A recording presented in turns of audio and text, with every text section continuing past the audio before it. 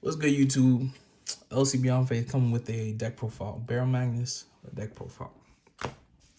Been a while, but I'm back. It is what it is. So let's get this started because this is what y'all came here for. Grade 0 starter, this is the ride deck. Second turn, draw, everybody runs it. Flame Pony, bind it, soul charge 2. Out of soul. That's the reason why you play it. It's better than the on place soul charge 1. Electro Spartan. If you play it in the main deck, you count blast 1 to soul charge 2. When Baromagnes rides on top of him, you soul charge a card from hand. Well, put your hand, a card from hand into soul.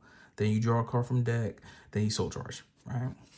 Baromagnes, if you have 5 or more, you draw a card, which you will instantly get by his skill by that turn 3.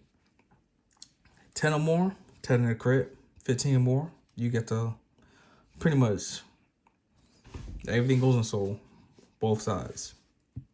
Call 2 cards out, 10K. Good time. I have 3 1-ofs in the deck, so I'm gonna get to it in a second. But let's start off with the triggers. 1 OT. You love it, you hate it. We all know what it do. It wins you games, it loses you games. It stops your turn. It stops your opponent's turn. We love it, we hate it. But you gotta run it. Right?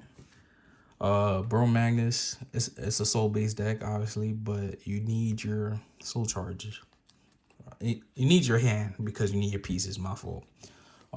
So I run 4 draw triggers. This draw trigger is the one you need because it gets additional 5K power if your opponent's on grade 3. So it's a 10K shield. The less cards you need to use to block, the longer you live, big dog. You run 4 crits. Right? 4 of these crits. That's what I meant to say. At the end of the battle, soul charge it. Give a unit +2. Right? Then 3 more crits. Makes it 7 crit. 4 heals. I run these 2 special heals because I'm getting tired of seeing rear guards with additional crit. Period. That's it. Vanguard with additional crit. Rear guards with additional crit. Yeah. We blocking that with 1 card. I'm getting tired of that. You feel me? Pretty much what it does is when this unit is placed on guard, if the attacking unit is crit is 2 or greater, and its crit is increased by a non-trigger effect ability, where its original crit is 2 or greater, this unit gets 15K shield, 25K shield block. Puts you at 38. Love it. I wish I ran fronts. If I was to run fronts, my triggers would look probably like this. 4 of these crits. 1 OT.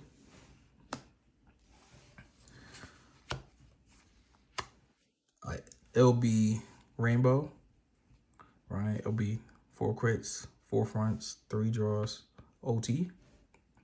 Or keep the 7, take the 2 out, 2 fronts, 2 draws.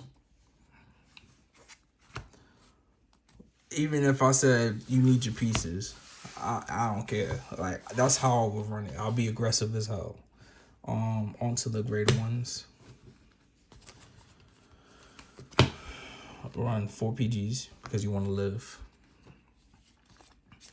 4 die for blows because this is a big crucial part of your turn 3, right? You need to see it by turn 3. It helps you get to 15 soul automatically. During your turn, soul is 10 or more, 10K power, 18 18k attacker, 18k booster, and once per turn, Count Blast until the end of the turn when you would soul charge as an additional soul charge. So if you soul charge 1, you soul charge 2. Right? Run 3 Brainwash Swirlers. 4, I feel like it's too much. Granted, yes, he's a good card, but you only need him for your turn 3, to be honest. After that, you're not playing him. And if you do play him, it is what it is. But after your turn 3, you're not. He's pretty much a dead card. To me, personally. Those people that keep soul charging, yo, y'all got that. All right. Grade 2s, standard. I think everybody runs this lineup. If they don't, it is what it is. 2 Lilac Lashers. 2k for every card in soul. Gets big. He gets big. If you have 15 soul, times that by 2, 30, 32. Then if you call them out with Baromagnes, be 42, right? Then if you Persona rolled 52, he just get big. You feel me? Big beater. All right. 2 Keenly Luli. I wish I could run it at 1, but you run it at 1, you see this go to damage,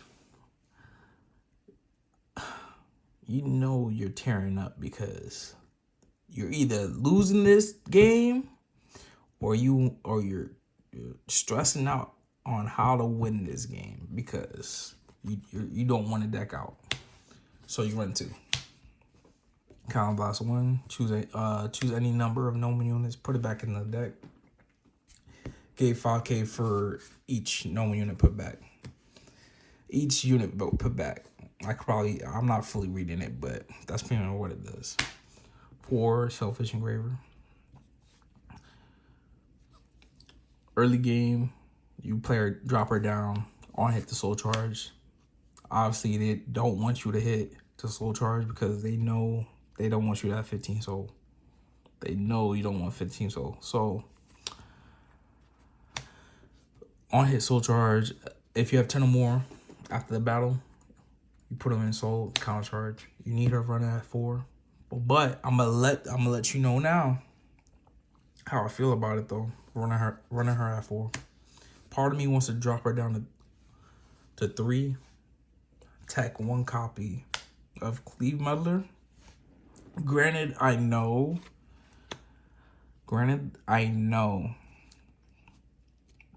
he's the discard card to get 5k. He counter charges, right? The reason why I want him is due to the fact that he gets 5k and he counter charges. He does the counter charges that she do. That's why you play her, really. You playing her to counter charge, right? He counter charges too. The only difference is obviously his cost is unreasonable because of the discarded card, right? But that discarded card, it kind of like he's getting a 5k buffer for it. Mind you, she doesn't get a 5k buffer.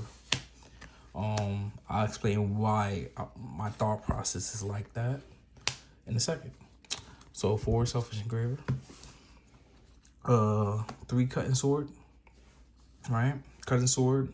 7 more Counter Blast 1, discard a card, choose a card from your soul, add it to hand, and soul charge 1. 13 or more for Rogue gets plus 5k. I run him at 3 because I feel like 4 is too much. That's just me personally. Like, I'd rather see another card than him, most cases. But he's a really good card. He helps you fix your hand after your Baromagnes swings. He helps you grab an OT from your soul that, you feel me, you're never going to be able to play. Granted, they made a card that you're able to recycle your triggers, but that card is booty. I'll show you that in a second. But yeah, 3 Cutting Sword. I played 3 Curtis. I don't have a 4th one, but Only reason why I run 3 Curtis is because after my turn 3, I don't want to see him, honestly. Like, yes, you want to have 4 to see him as often as possible, but all you're doing is just Soul Charge 2, right? After that, he's dead. You could use his second axe skill, Counter Blast 2, to Soul Charge. Counter Blast 2 to give your front row plus 5k, but you don't want to use your Counter Blast only for these 2, right? These are the only 2 people you want to see using Counter Blast, really. Or Kenny Luli. That's it. Him to have a cost per 5k front row. Or in your order, by the way. Order Counter Blast also, but it is what it is. I'll play 2 copies. Counter Blast 1, Soul Charge 3. Gives your Vanguard continuous front row gets 5k. If you have 10 or more. Really good. Need it. I'd rather that than the other order that everybody runs.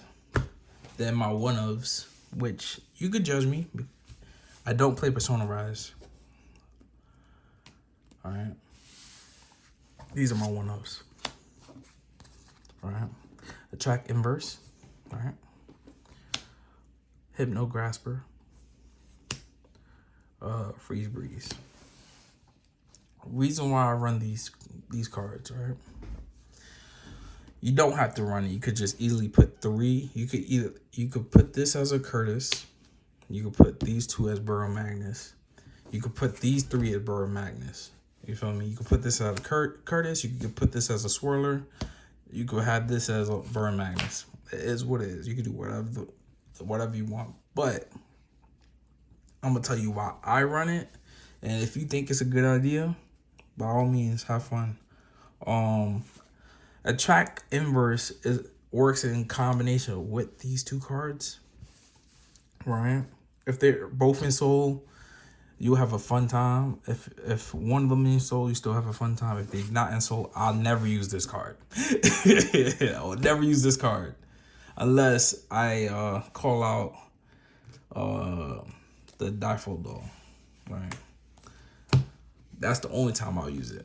But what she does is when she gets called out from Soul, right, it gives you a little pale moon action, you feel me? Calls out from Soul.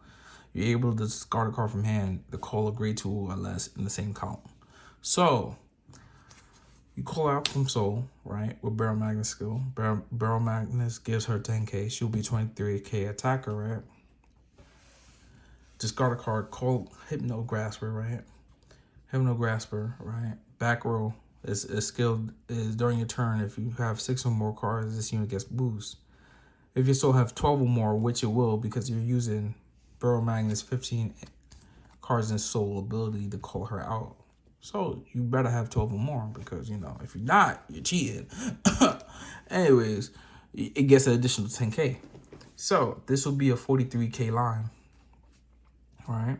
Granted, right? Granted. Hear me out. Granted, this card gets you to a big number already. You could easily just call him out.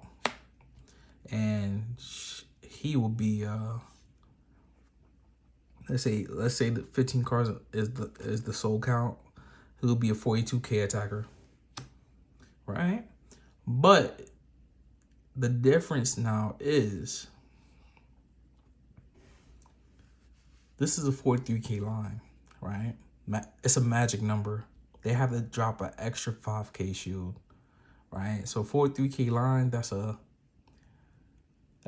35k shield, if I'm not mistaken, right? Whereas if you called him out, that's a 30k shield, right? This is just an extra 5k more shield, you feel me? If you have 16 cards in Soul, then you could do the debatable part and be like, this is easier than calling this out. All right. Now, say this is easier than calling this out, which is fact. You could call this out with this card. And thought process behind this is 9 times out of 10, your opponent, depending on what triggers you get or what you're doing, 9 times out of 10, they'll either take one of these extra hits, the 4th or 5th attack, right? You want your opponent to block. Or let them do what the fuck they want, you feel me? So you just discarded a card to call a card, right? You call this card, Freeze Breeze, right? What she does is when this unit when this unit boosted hits, right? You soul charge one. Kind of is refunding the fact that you called her out from soul, right? Then, if you have 10 or more, Count Blast 1. You drawing 2 cards. 2 cards. You drawing 2 cards. So if this card hit, this column hit, you're replacing 1 card that you dropped for her, and you're getting an additional card. So your opponent has an option to either take it or block. That's all. That's my thought process behind it. Now I could show you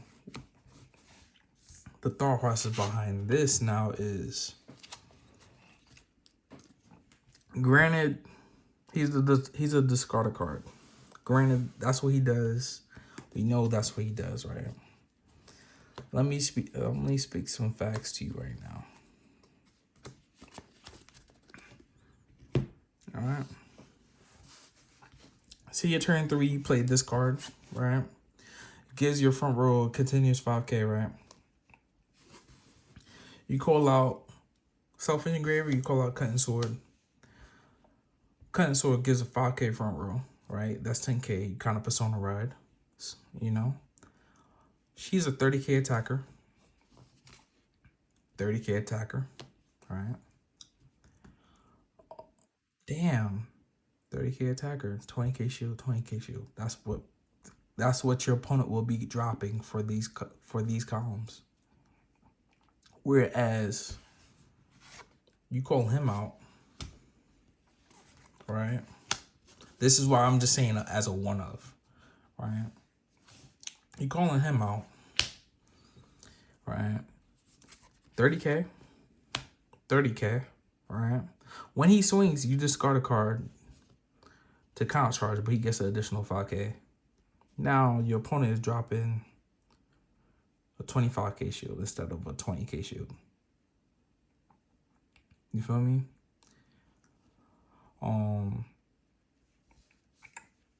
And